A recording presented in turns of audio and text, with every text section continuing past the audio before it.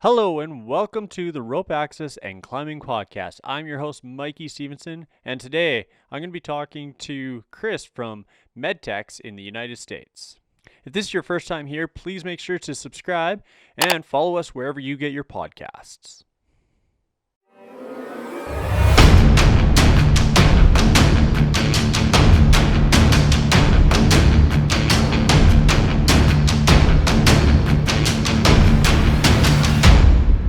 Step into your harness and get ready for a podcast about the vertical world.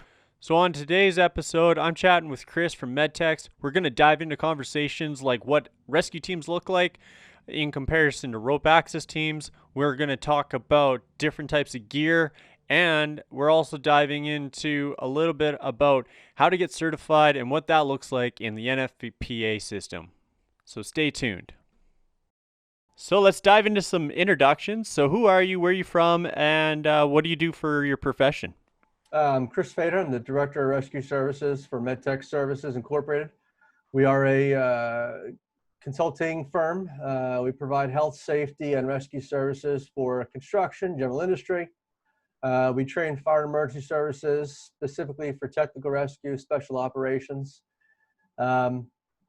I have I just broke my 25 years in the volunteer fire service, where I'm currently an assistant chief with the department in Montgomery County, Pennsylvania. Been specializing in special ops, hazmat, and tech rescue for the last 22 years. I was previously a battalion chief on our county hazmat team. I'm currently a rescue specialist for our county USAR team, task force leader for a local regional team. And Med-Tex has been around for about 30, probably going on 35 years. The bread and butter of what we do, grassroots company, is we provide rescue standby teams for industry and construction. We've been doing that since 1985, 86-ish, before any such book existed. We were started by a firefighter, paramedic in emergency services. So, that's where we started. And from there, we branched into construction safety, sales, support, consulting. And, that's what we do. And, we just keep knocking them dead and doing the job. Doing Awesome. it right. Awesome. Well, thank you for taking the time to be on the podcast today. And thanks for having me. It's good to be in Canada. Yeah, right back at you. Could be on the other side of the border in the U.S.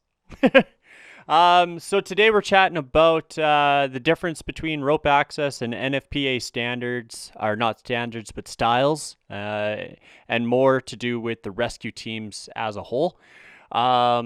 So I guess to fire this off, let's kind of give a rundown of what is a standard rescue team in your industry. What's that consist of? Manpower, etc. So that's an interesting question because it really does vary from company to company.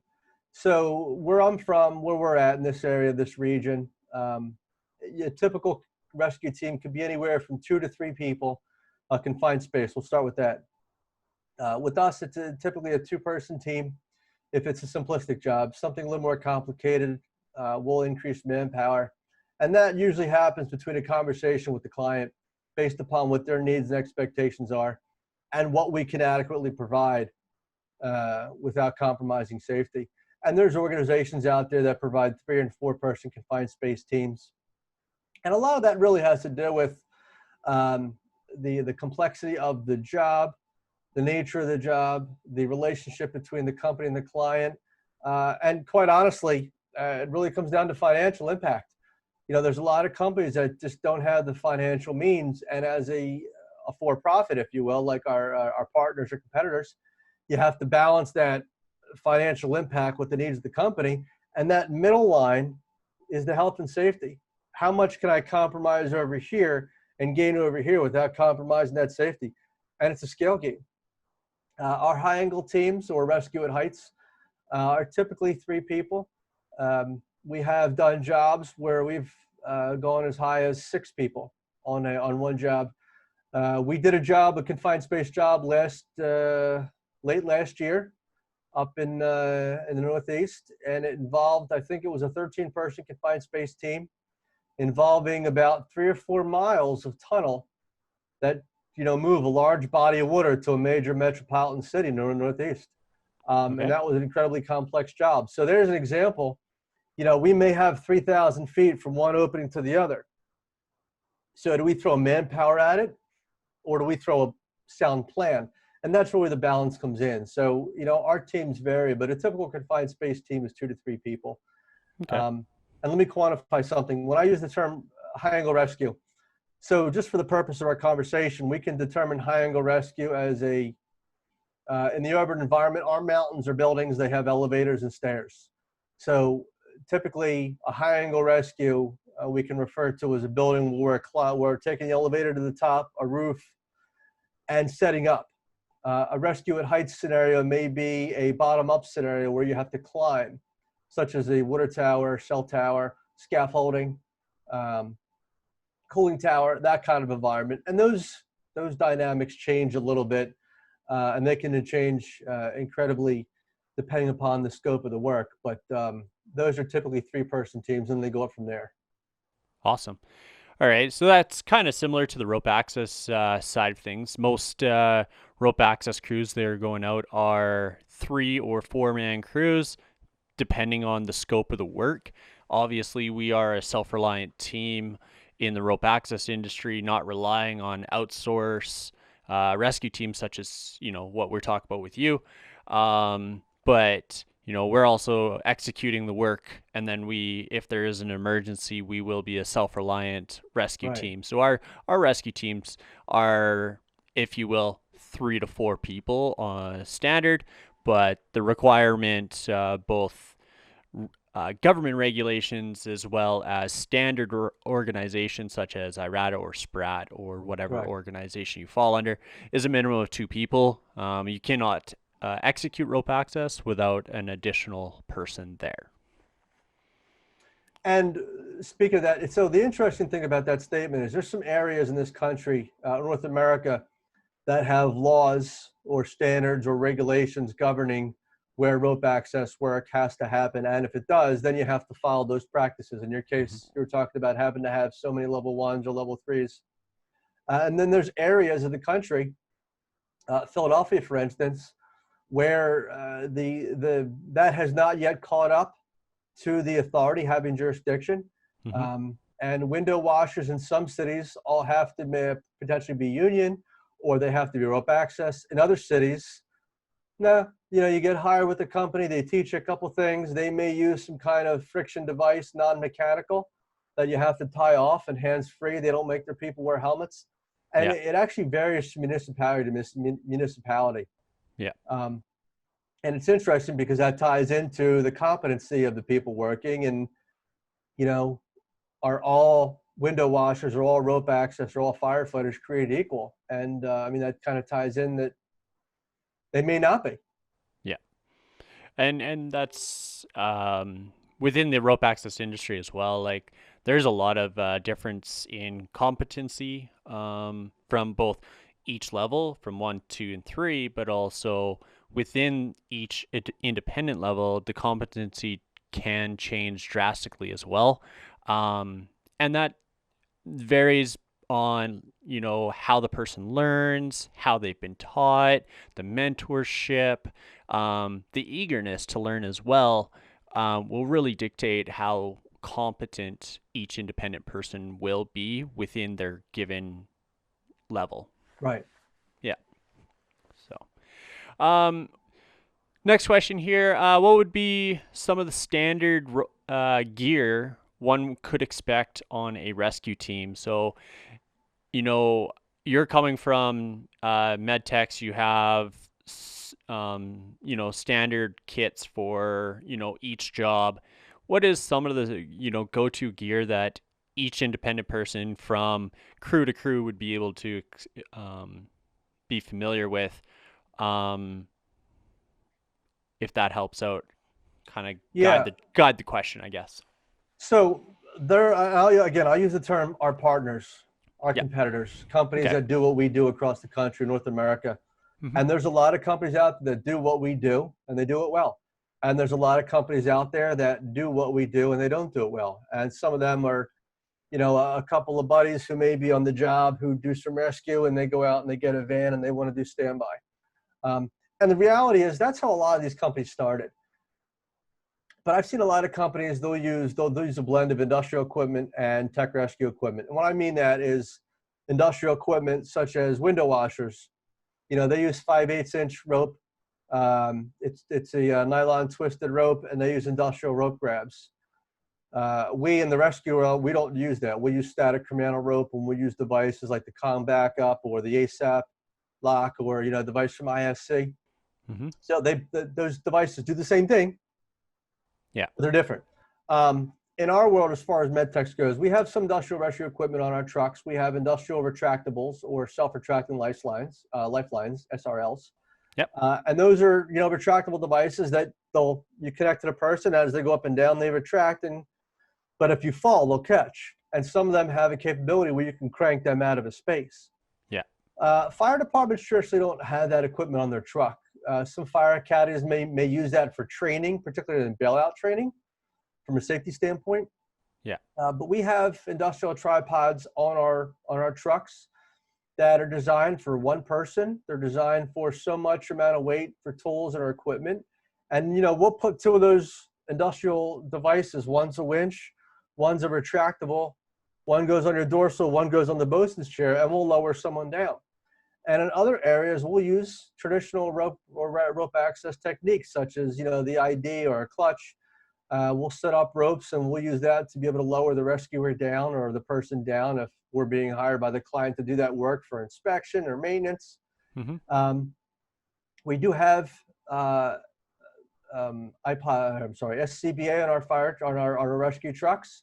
We also have supplied air escape kits, and we have airline, we have an air cart, which again are common in the industrial world, and and they can blend.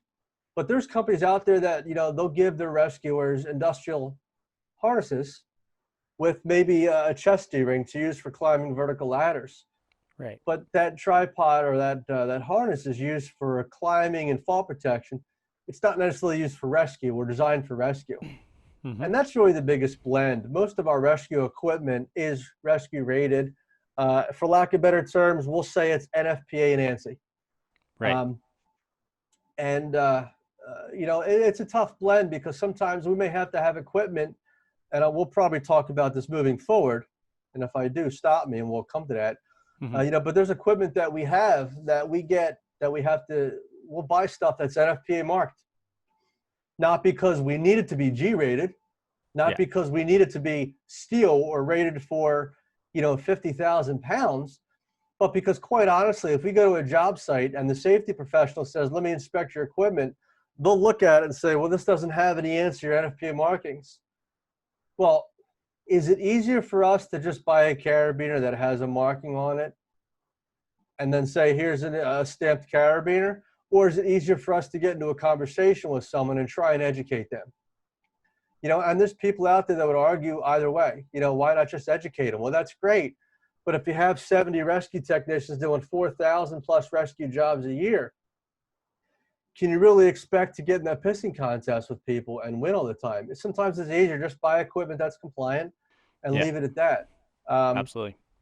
And there's stuff that does not meet NFPA in our world, which we'll talk about later on. But a lot of our stuff is mostly rescue, rope access, if you will, and we do have some industrial stuff. But I know in rope access, there's some things that you guys can't use that we use in the fire service, like Prussics. Am I right? Yeah, it depends on the what governing body you're working under and what kind of scope of work you're working. But, Prussics is something that everyone can use. It's not something that we're going to use in the rope access industry as the same as what you will in the fire service. We're not really relying on it to hold a person's load, where in the fire service, it could very likely be one of the main components of holding someone's load. Right. So that's going to be something different. We're going to obviously use more mechanical based equipment for backup devices, rope grabs and stuff like that.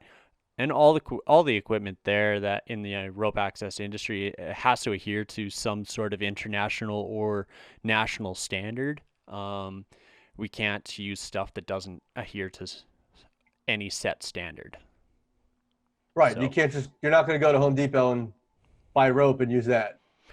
exactly, absolutely. So like the big thing where in North America, pretty much all the companies spidered from one or two big companies, and they kind of spread out from there. So a lot of the equipment that we use in our industry, it doesn't matter what company you work for, the majority of the equipment is going to be the same. Like everyone's going to be using an ID or a rig. A couple companies dove in and picked up a couple of the Taslovs too. A couple have the D4s, the D3s. S Tech with the new flow, and stuff like that. But they all pretty much operate the same. Obviously, each independent piece of equipment, you have to be tested and proven competent to be able to use that piece of gear. But Right.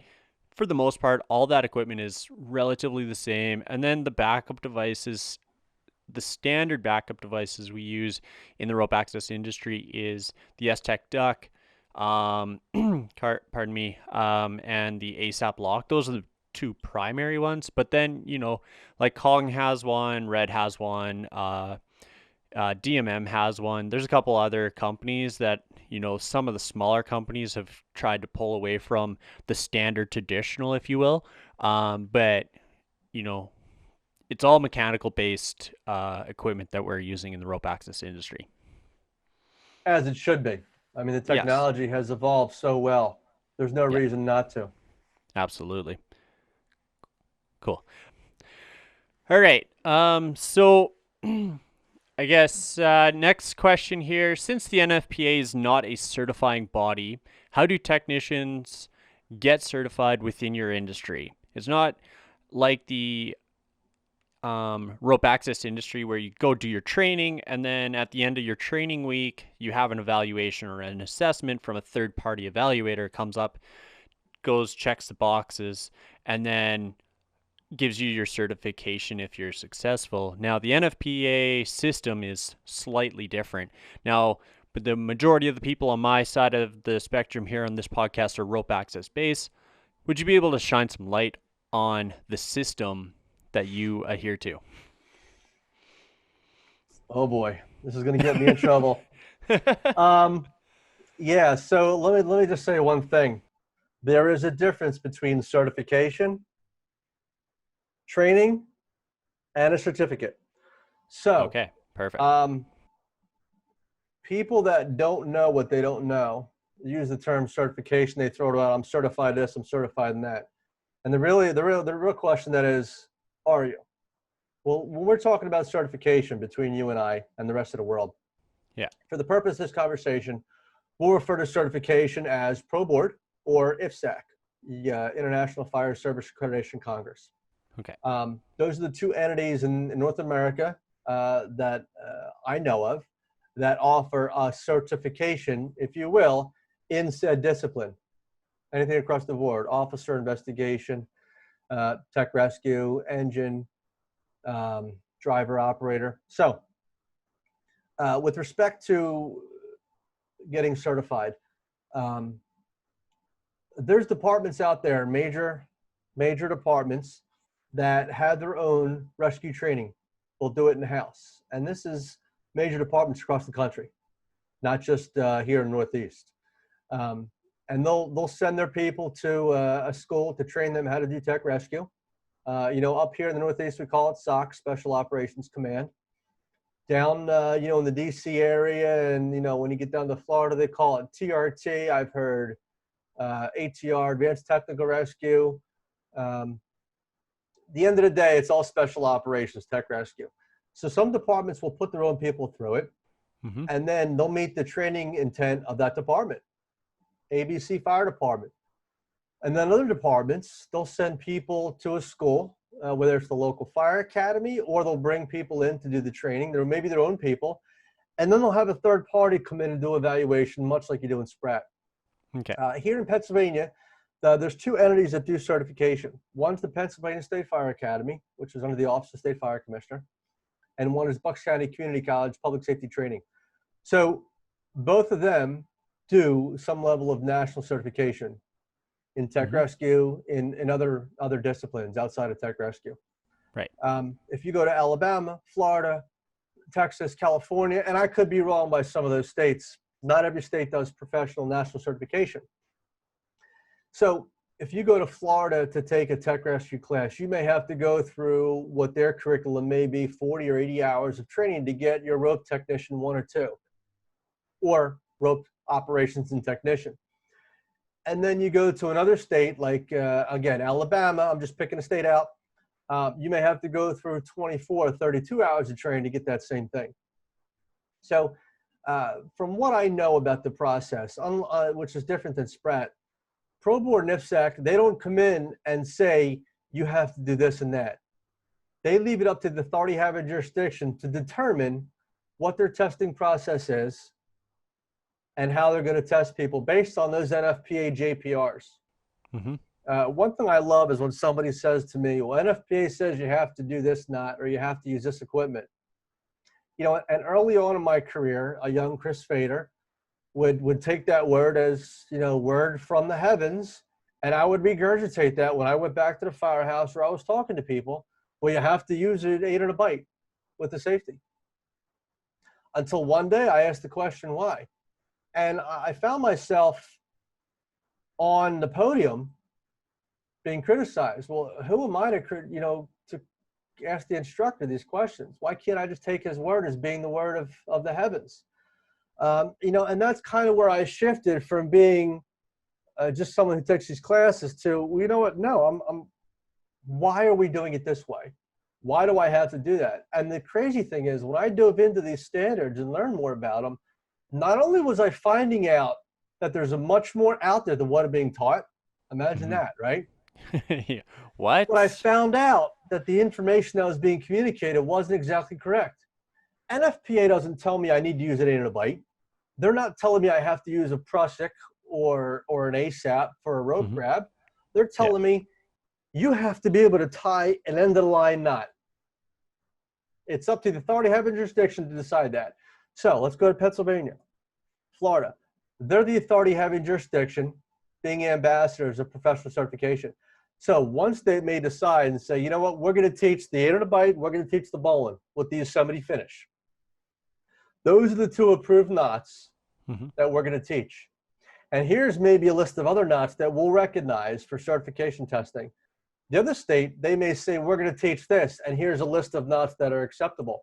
And if you don't tie those lists of knots, you're not going to pass that skill. Yeah. So the end of the day, NFPA doesn't tell you what to do. It's up to the AHJ, the authority having jurisdiction. And there's no consistency in that. And if you go to the Office of State Fire Commissioner in Pennsylvania and look at the website and bring up the skill sheets for general requirements, for instance, there's a list of skill sheets there, and one of the skill stations is knots. Well, in Pennsylvania, there's mandatory skill stations that you have to do no matter when you do it, and then there's random. So there's so many random skill stations, and you don't know which random skill stations you're going to get until you test, because they shuffle them around a number of times a year. And that may be the same for other states. I don't know. So knots, you could very well test out and not be tested on how to tie 8 or 9 knots in anchoring systems. And you may have to tie them in a skill station over here, maybe testing a belay. You may have to set up a belay system. Well, there's your chance to sink or swim if you can't tie a knot. Yeah. Well, what if they have anchor straps there? So you tie 1 knot, you connect to an anchor strap. Are you going to have to tie an anchoring system? So, and I'm not saying the system is flawed, right or wrong. That's the system that's adopted by the state, and that's the system that we have. Okay. So the reality is it right or wrong? That's not the question. The question is that the Pennsylvania has identified through their process, these are the JPRs that we've interpreted. These are how we're interpreting it, and here's our testing process. Here's the written test that comes with the certification. Yeah. Here's the level of background you need to have. And here's the hands-on skill sets you have to demonstrate to a third-party evaluator who should not have taught your class. And it may vary from state to state. Right. So with respect to that, you could go to 3 different states, take the same program, and get 3 different ways to test and 3 different skill sets. And then you go to departments that don't care about certification, because guess what? We're going to teach you our way. We don't care about national certification.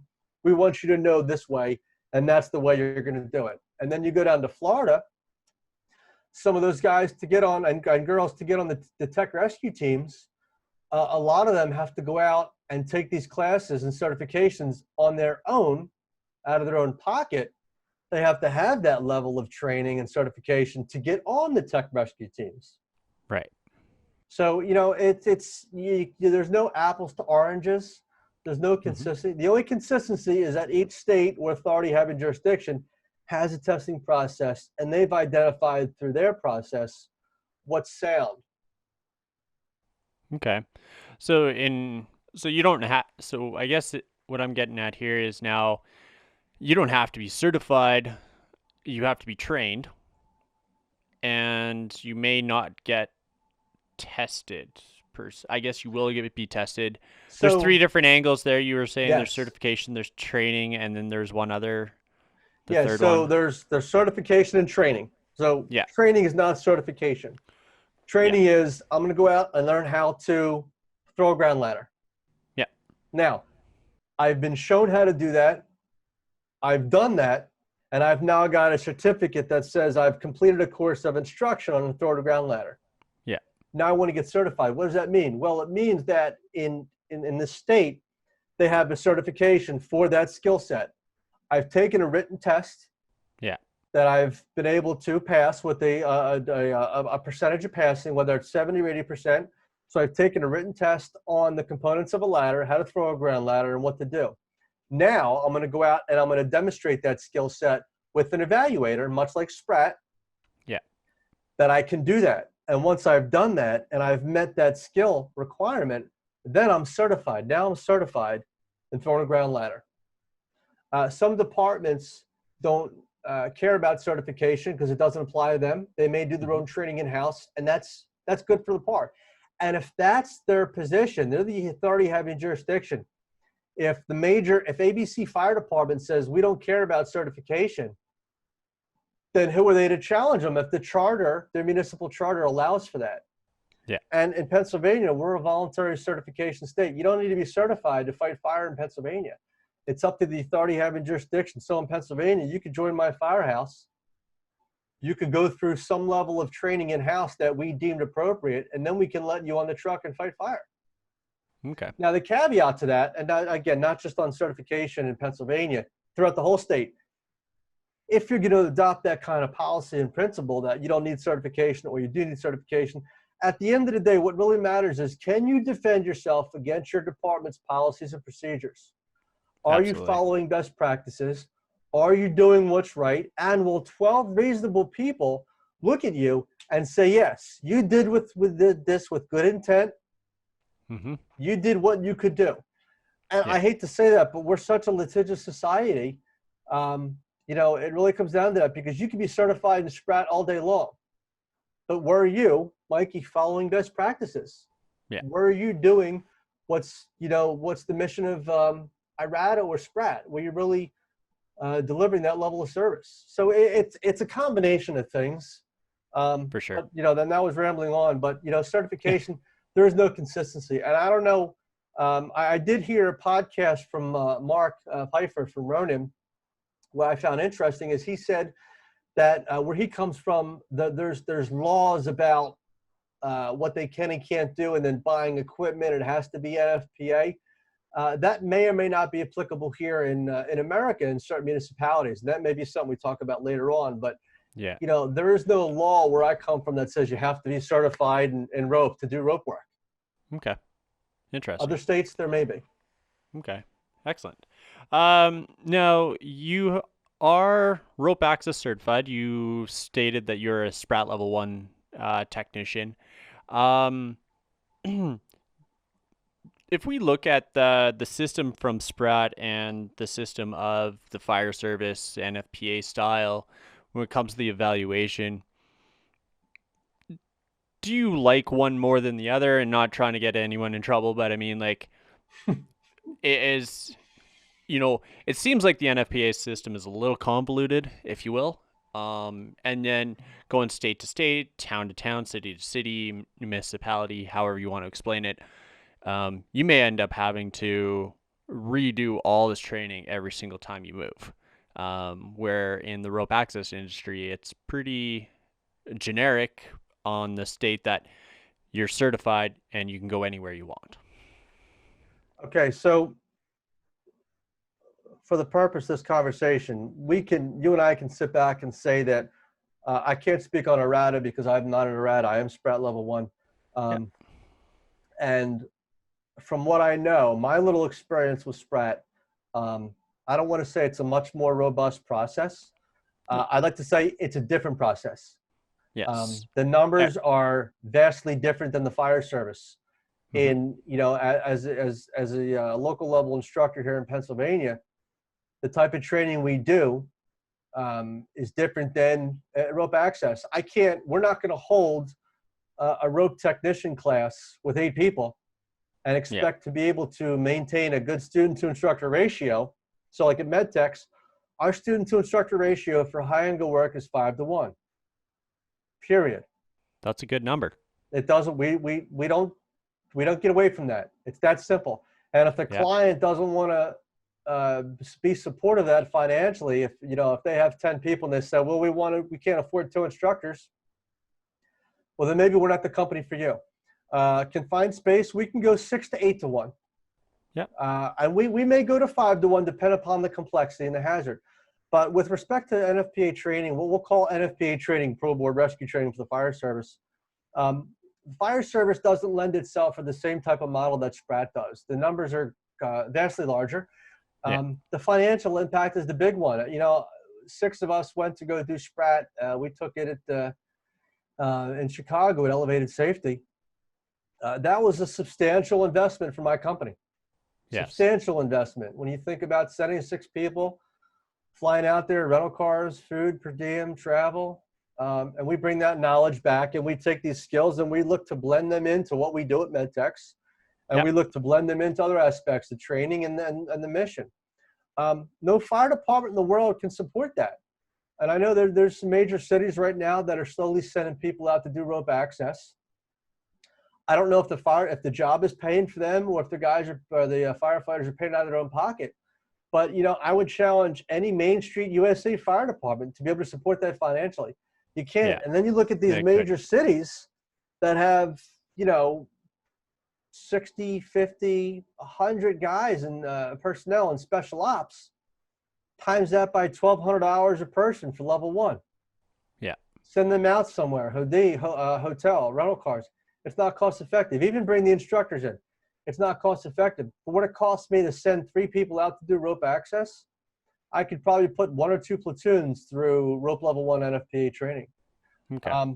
So the model I like. I love the fact that they invoke the fear of God. It was that nerve-wracking. The written test, the percentage of passing was so high, higher than we're used to in the fire service. After that, you went outside, you did a tool lab, equipment mastery. You had to explain to someone, the evaluator, about that widget that you were wearing. You had to know about what you were wearing. Yeah. And, you talked until he was done with you. It's as simple as that. And then you had to go on and do the skill sets. You couldn't talk. I mean, they had us so scared. We didn't take our helmets off going to the bathroom. Mm-hmm. It's that simple. And I think there's value to that. And when I go for my level 2, I'll be prepared, but there's firefighters that aren't ready for that. It's a different model. So would I love to see the rope access make its way in the fire service? Absolutely. Does it have a place? I think departments would struggle to justify it, basically because of the financial impact. Yeah. But I honestly think that there's a lot of people out there, and again, there's probably going to be some hate comments below that video when I say this. Get ready for it, guys. Get ready for it. Here it comes. And if you support this, give us a thumbs up. But there's firefighters out there that, they're great at rock breaking. They're not good at ascending rope. They're not Yep. good at rope work. Yeah. There's firefighters out there that are great at rope work that aren't good at rock breaking. So the For sure. reality is, where's your place in this business? And can every firefighter ascend rope with a chest ascender? The answer is no. So would I love to see that in the industry? Yeah, but the reality is not everybody needs to be at that level. Not everybody will be at that level. And there's people Yeah. out there that just need to be told, put a hand on the shoulder and say, look, maybe rope isn't for you. Maybe your place is being strong in structural collapse or trench or ground Yeah. support. Yeah, absolutely. That's where we need to be. But I love the Sprat model. Rope access. I love the rope access model. It's a smaller model. It's a much more intimate student to instructor ratio. Yeah. You know what? And the skill sets that you get out of that. I saw a level 3 do some stuff in our training. A guy was going through his level 3. He did some stuff. I'll tell you what, we give him a little bit of fire rescue training on the NFPA side, he'd be a rock star. Yeah. But I think that the model's there. The cost is it would be the biggest holdup. Absolutely. And the reality is there's firefighters out there that just wouldn't pass. Yeah. For one reason or another. For sure. I think there's, I just want to say to everybody out there, NFPA or rope access, it doesn't matter. I don't care. But everybody has their place. The fire service has their place in the tech rescue side of things. Rope access has their place with the rope access egress side of things and the self-rescue side of things. Depending on who your client is, what work's going on, if you're a support system or your actual execution system, and the financial impact is going to dictate what service that client is looking for. So don't take this conversation as one's better than the other. Each system has its purpose. Yes, please do not. And you know what? One more commentary. If you had the opportunity to take a rope access class and you consider yourself a rope guru, take it. It's a worthwhile investment. Trust me. Absolutely. So a little bit more on to what you just stated there. NFPA rescue technicians, they'll benefit from taking a rope access course. All right, you've just said that. And for a little enlightenment on that is what is it going to give you as a rescue technician? What it's going to give you is self-discipline, understanding of systems, understanding the gear thoroughly, and more so than anything else, it's going to give you a lot of confidence and understanding of the rope systems and being suspended. Unlike on the standard fire rescue rope system, you're on the ground, you're creating systems and haul systems and lowering systems and stuff like that, but your time actual suspended is pretty minimal when you take your tech ops course or whatever. So yeah, it's going to be beneficial for you as a NFPA person getting into rope access industry as well. So on that, 6 of us went out and took rope access. And all 6 of us were in fairly decent physical shape. The interesting thing, I think we ended up spending about 32 hours on rope over the course of the week. Pretty close to it, yeah. In a standard course, it works out to pretty close to 32 hours total. As a firefighter, that's a lot of time on rope. Yeah. As rope access, that's probably any given week, right? Yeah. So the one thing I found interesting about that is each of us found a weakness.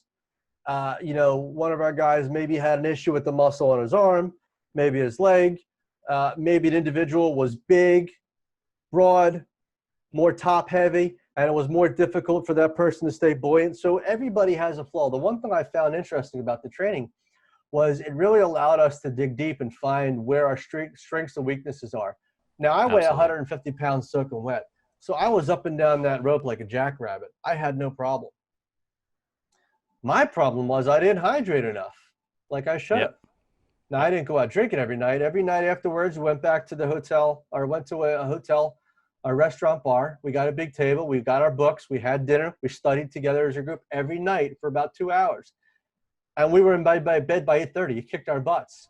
He's not even You know, joking. The standard course that I've trained, by the end of the week, the standard bedtime for all the trainees is pushing that 8 o'clock at night. They're just like, yeah, yes, I was done. And that's normal. So if you are looking to do your level 1 course, it's going to show you muscle.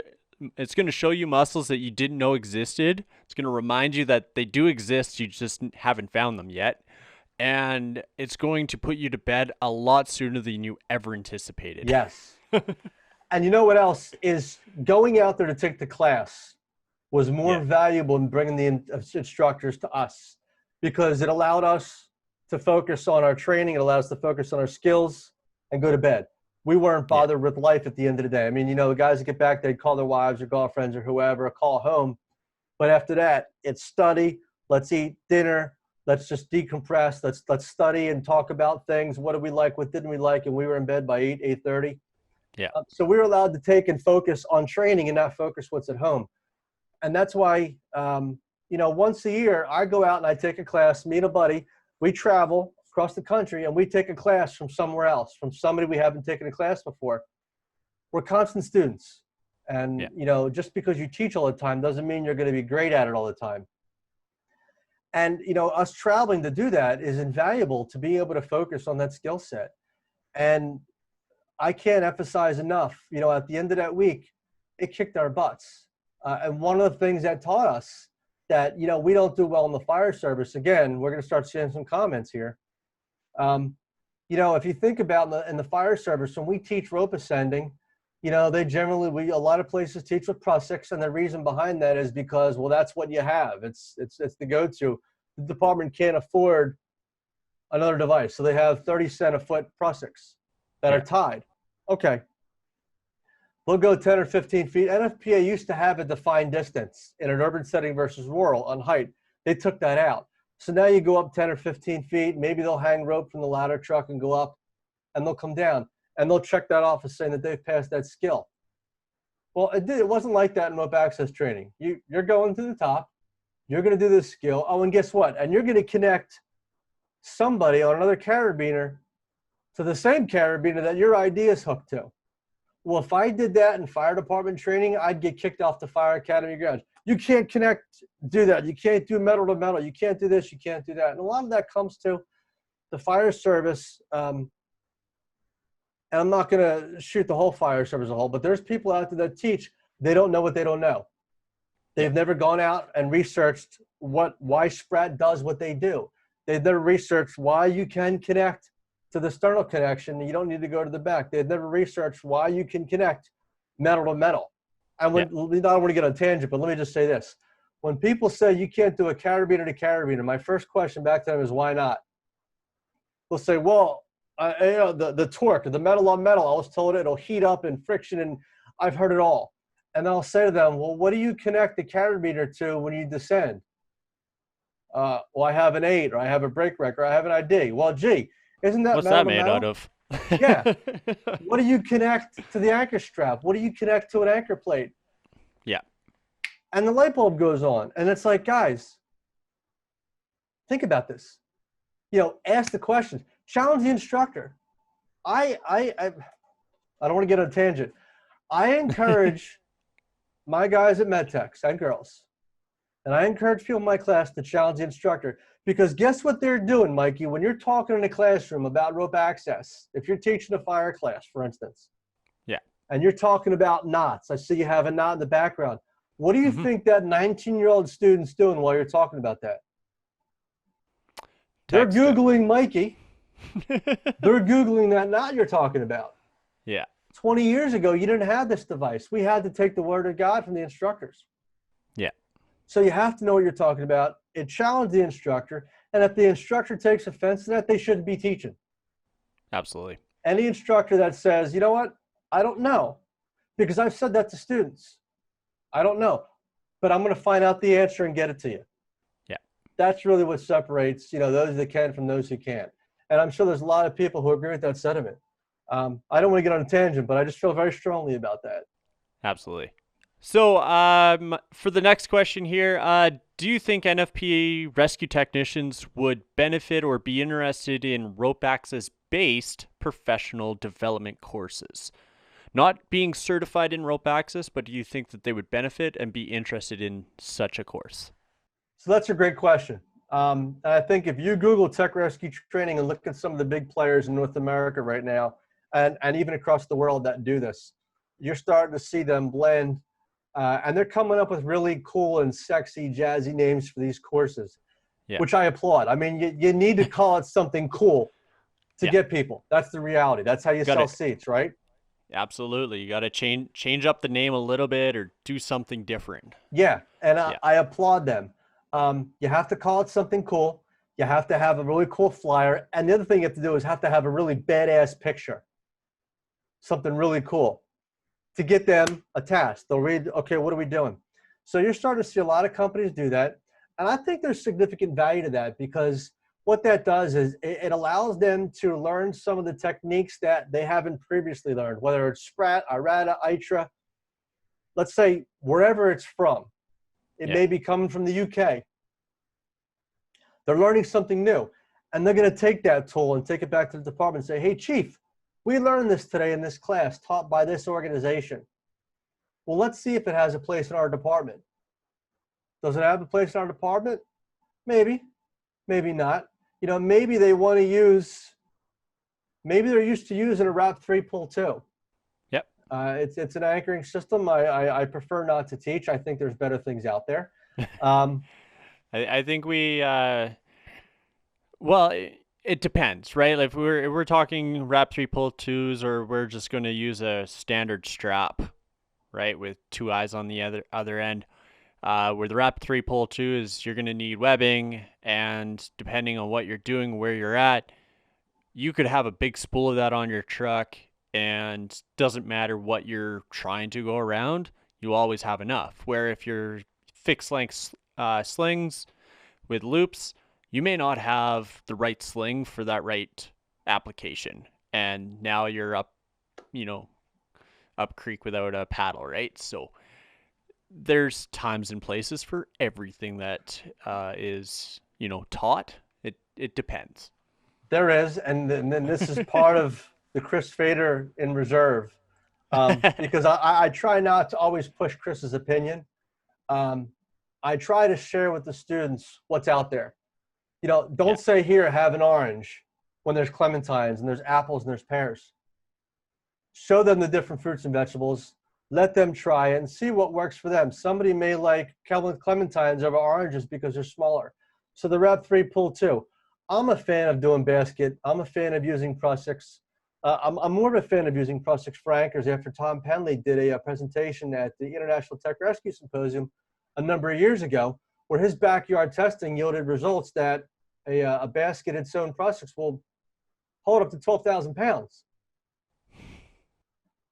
12,000 pounds. Now let's talk about a Rad 3 pull 2.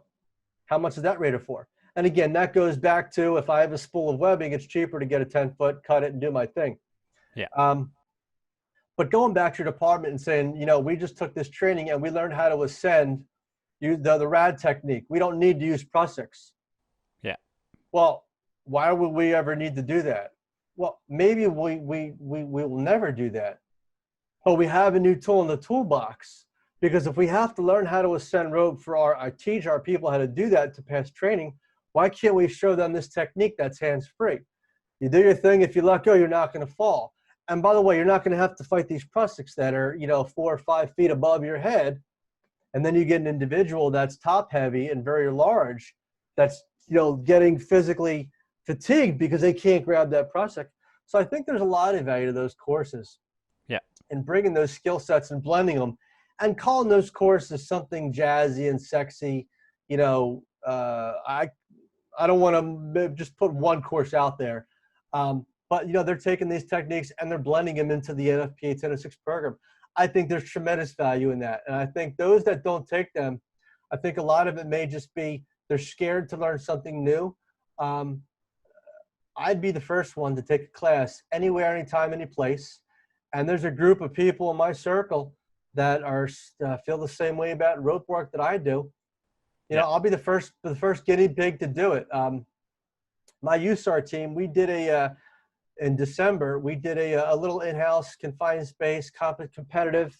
You had to rappel down, go into a hole, go down the tunnel, do an obstacle course, and you were timed. And I volunteered to be the first one. I was the first one out. I came in 7th, I think, or 8th out of like 13.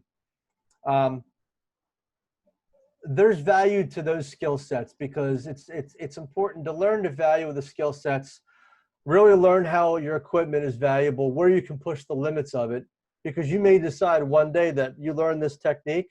Oh, this is a perfect time to utilize that technique. It may not have been right last week, but it's right now. Without saying you have to go take Sprat and then be tested, because that scares people. Absolutely. For sure. What is the general consensus of rope access within the fire service right now? Obviously, it's different from what it would have been even 5 years ago. But what's it right now? What does the fire service think of rope access? And what's it trending towards? Well, If that's even something that could be answered, I don't even know. I can speak on behalf of my perspective and geographically what's desirable for where I come from in the Philadelphia region, Northeast or Mid-Atlantic states. So up until about 5, 6, 7 years ago, rope access was something that was a little part in the back of my mind. I knew about it. I looked into it quickly about getting direct entry to level 1. I never pursued it. It just kept getting put off to the wayside because at the time, I wasn't in the capacity that I'm at Med-Tex. And then over the years, as social media evolves, as technology evolves, you're starting to learn more. You go back 20 years ago. Did we have the clutch, the MPD, the Maestro, the 540? Did we have all these technologies? And by the way, say what you want about the 540. I've heard a lot of people bash it. I've seen a lot of negative posts about it. But I'll tell you what, when that first thing came out, it was from the heavens. Yeah. Everybody loved it for the most part. It was, where has this been all my life? Yeah. And then something new comes out. So I think over the last 5 to 8 years, as the technology has evolved, and as the industry, we start to take it more seriously, we start to get more professional in tech rescue, we're starting to see these devices like the Petzl ID being used in other aspects, and it's making its way in the fire service. The industrial descender. Well, where else is it being used? It's being used in rope access. Now you're starting to see departments buy into the concept because these organizations around the world that do rope access training, that do fire department NFPA training, that do rescue standby, they're taking off this tree and off that tree and blending it. I think it's more prevalent now than it was 5 years ago, and I think it's more prevalent 5 years ago than it was 10 years ago. Yeah. If you ask me now, if you go to any fire academy class and ask them what rope access is, I think you'll get more people now to raise their hand that know what that is and they've seen something than you would 5 years ago. Now, do they know enough about it? Who knows? Yeah. But I mean, social media has certainly allowed us the opportunity to expand that, like high expansion foam, and follow these big companies that do this every day across the world and look at these pictures of the clutch being used in really cool ways. Go on Instagram and follow these guys that are using the Vortex or Pterodactyl, doing some crazy nonsense. And that allows us, people like you and me, to dig further and find out what else they're doing, where they're using it. Oh, wow, they're using it in this fashion. This is a fire department using it. Well, we can use that. And I think that's allowed it to expand. But I don't know if the fire service as a whole has truly embraced rope access and some of those techniques. I think we're getting there. Yeah. And again, just like anything, it'll take time. Yeah, it'll take time. Yeah. Awesome. With your crews and stuff that you work with, do you get involved with a lot of rope access, rescue plans, or access plans? Have conversations with rope access teams in and around your areas? Or are you still pretty distant from the rope access industry within the fire service that you represent? So as a company, we may be called upon a couple times a year. We have clients across the spectrum, anywhere from upstate New York down to Virginia, from Harrisburg to the Jersey Shore.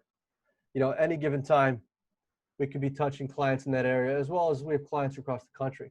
So every now and then we'll get called from a client, hey, I need you to come. I got somebody working in my facility that's doing this work. They're doing inspecting, and they're hanging signs, and they're doing, maintenance on the side of a building or a vessel. Come out and take a look at this. I don't know what they're doing is legit. And we'll go out and we'll talk to the individual. And hey, Mikey, I'm Chris from Med-Tex Services. This company, they're one of our clients. They've asked, we consult for them. They've asked us to come out and just evaluate your competency. And it's like, hey, great. So what's your background? I'm a level 3 IRATA. I'm from this company. I do this. Let me see your gear. Okay, I see you got 11 millimeter static commando rope. You got auto lock and carabiners at the ANSI gate. Let me see your harness. Talk to me a little about what your plan. Well, I'm going to anchor off to that. We'll go over the edge, and I got to hang these signs. I got to drill holes in, put anchors, and hang the signs. Okay. Hey, client, they're squared away. They know what they're talking about. Versus, yeah, I do this. I got this rope. It's in the bag, and I'm going to hang over. You're telling me a whole lot of nothing. There's a lot more nervous than confidence there. And we do that a number of times a year for our clients. Okay. And again, it maybe they'll send us pictures. We've had one person FaceTime with us, and they'll show the phone and say, is this acceptable? We'll look at it and say, okay, well, based upon the information you're providing with us and the information at hand, we're comfortable with that, and here's why. Yeah. Where I come from geographically, it's not a rope access desirable community. Okay. Some other areas of the country are, but where I come from, the authority having jurisdiction has not made that mandatory. Now, let me quantify that. There are organizations in our territory or in our backyard that do rope access work with respect to inspection, repairs, and that sort of thing. And they may choose to adopt rope access practices or bring in a third-party team to do the rope access work. Right. And if that's the case, then so be it. And then there's some other things that come into play with respect to geographically. There may be some union boundaries that you don't want to cross with respect to certain work. If you're doing electrical work off the side of a building, well, there may be in that municipality, that city, there may be union workers who can do that, who are rope access certified or who have training. So it's a lot more to it than just saying, I'm going to get rope access and go do this work. There are a lot of, authority having jurisdiction, political boundaries that you have to worry about. And that varies from municipality to municipality, mainly from major cities to major cities. Awesome. All right. Well, thank you very much. So finally, before we cut this off, where can people find you? Okay. So you can look us up. Med-Tex Services. We're on Facebook. We're on LinkedIn. You can find us, follow us. You can find me on Facebook, Christopher Fader. And we do a session similar to yours where we jam with people and talk about the important things. We'd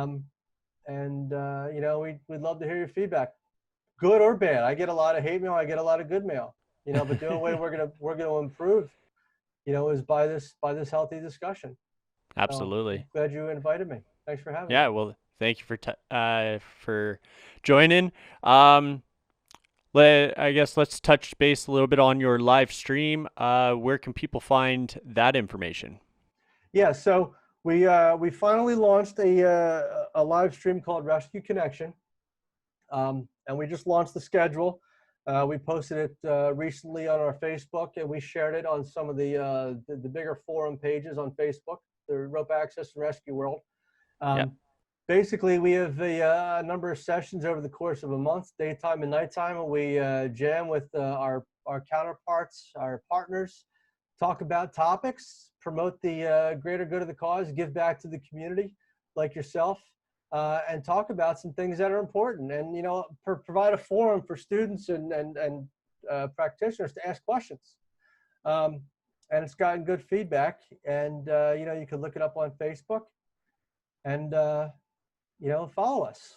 these are good topics to talk about in your podcasts there, Mikey. Absolutely. Yeah, and diving into your live stream there, you've had some really good topics. I've chimed in on some of your live streams. Yes, you have, and we thank And you. it's awesome to kind of, see the perspective of other people coming together and having the conversation like I'm trying to here. So Thanks for having me. My pleasure. yeah. All right. Well, have yourself a great one, and thank you again. You do the same. Have a great day. Cheers. All right. Well, thank you very much for tuning into today's episode. I hope you enjoyed it. I had a great time talking with Chris about these subjects. It's not something that I'm super familiar with, so it's always good to get some information from the people that are working in that industry. So, if you haven't already, make sure to like, subscribe, and hit the bell for notifications. Also, don't forget to follow Med-Tex on Facebook as well. Don't forget to check out their live stream. Until next time.